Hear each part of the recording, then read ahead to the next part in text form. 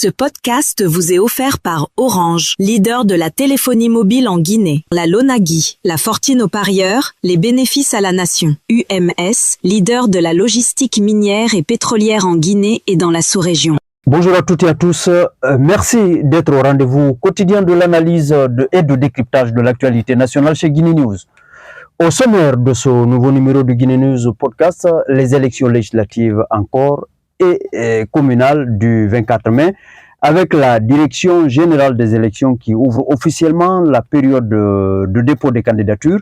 C'est le premier sujet. Ensuite, on parlera, comme deuxième sujet, de la justice et de la gouvernance, où la CRIEF demande à la Banque centrale de la République de Guinée de produire des relevés de comptes de l'institution dans l'affaire visant l'ancien président de la Cour constitutionnelle. Et enfin, troisième sujet donc, le procès de l'ancien ministre Oye Guilavogui, toujours à la CRIEF, avec un ancien directeur général de la SOTERGUI qui remet en cause les choix techniques du projet de relance de la société. Pour en débattre avec moi, Salou Diallo, journaliste et chroniqueur à Guinée News. Bonjour Salou. Bonjour Tierno, bonjour à nos abonnés. Salut, d'abord la politique avec la Direction générale des élections qui annonce, on le disait tantôt, que le dépôt des dossiers de candidature pour les élections législatives et communales seront plutôt ouverts du 20 au 29 mars, chaque jour entre 9h et 18h. Selon, en tout cas, cette sortie de la DGE, que signifie donc, Salou, concrètement, cette étape dans le calendrier électoral? Tierno, c'est une phase décisive du processus électoral. L'ouverture des candidatures marque le passage de la préparation administrative à la compétition politique réelle. Concrètement, plusieurs éléments entrent en jeu. Les partis politiques doivent déposer leur liste. Les candidats indépendants peuvent également se présenter et l'administration électorale va vérifier la conformité juridique des dossiers. Cette étape va aussi permettre de mesurer le degré de vitalité du paysage politique guinéen, surtout dans un contexte où plusieurs partis ont été récemment dissous et où le système partisan se recompose, Tierno. Donc on pourrait assister à un nouveau rapport de force dans le landerneau politique. Exactement. Ces élections sont importantes car elles permettront de renouveler l'Assemblée nationale et les conseils communaux, ce qui influence directement la gouvernance locale et nationale. Et elles interviennent aussi dans un contexte institutionnel nouveau, marqué par des réformes politiques et institutionnelles qui font grincer des dents dans l'opinion parfois. Deuxième sujet, la justice et le procès de l'ancien président de la Cour constitutionnelle qui se poursuit devant la Cour de répression des infractions économiques et financières. Lors de la dernière audience hier mardi, la juridiction a demandé à la Banque centrale de produire des relevés de comptes de l'institution afin d'éclairer les flux financiers liés au dossier. Salut, pourquoi cette demande est-elle importante? Oui, Tcherno, parce qu'elle touche au cœur des accusations financières. La Cour de répression des infractions économiques et financières cherche à vérifier plusieurs points, et notamment l'existence des fonds publics gérés par l'institution, ensuite la traçabilité des dépenses et surtout l'éventuelle utilisation irrégulière des ressources. Les relevés bancaires peuvent révéler des mouvements financiers précis, et ce qui permet au tribunal de confirmer ou d'infirmer certaines accusations. On peut donc dire que ce procès s'inscrit dans une dynamique plus large de lutte contre la corruption et la mauvaise gouvernance?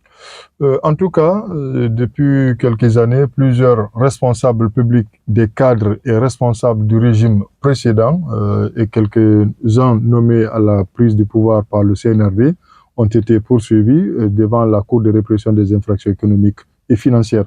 Ces procédures envoient un signal selon lequel l'idée que la gestion des finances publiques doit désormais répondre à des exigences de transparence et de responsabilité, même si dans les faits, il reste beaucoup à faire. Troisième sujet, donc, Salou, toujours devant la CRIEF, c'est le procès de l'ancien ministre des Télécommunications, Oye Guilavogui, qui se poursuit.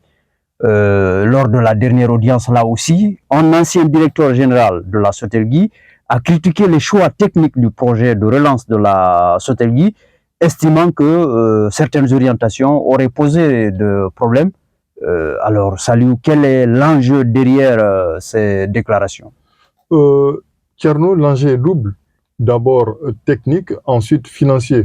La Sotelgui, qui était l'opérateur historique des télécommunications en République de Guinée, avait fait l'objet d'un projet de relance censé redynamiser l'entreprise. Mais selon ce témoignage, certains choix techniques auraient été contestables ou mal adaptés. Ce qui relève plusieurs questions sur la pertinence des investissements réalisés, la gestion du projet de relance et la responsabilité des décideurs publics.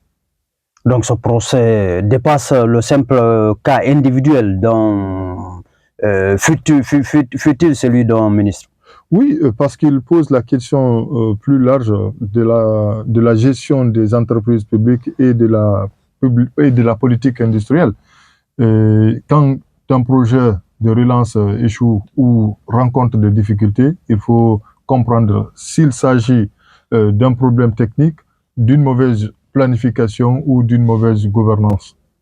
Une actualité qui montre que la Guinée est à la fois dans une dynamique politique, judiciaire et institutionnelle intense, même si, il faut le dire, elle est diversement appréciée selon les positions du moment.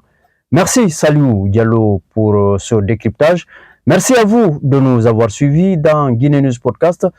Restez connectés surtout sur guinenews.org et les autres plateformes de Guinée News pour suivre le prochain numéro et toute l'actualité nationale. Au revoir. Ce podcast vous est offert par Orange, leader de la téléphonie mobile en Guinée. La Lonagui, la Fortine aux parieurs, les bénéfices à la nation. UMS, leader de la logistique minière et pétrolière en Guinée et dans la sous-région.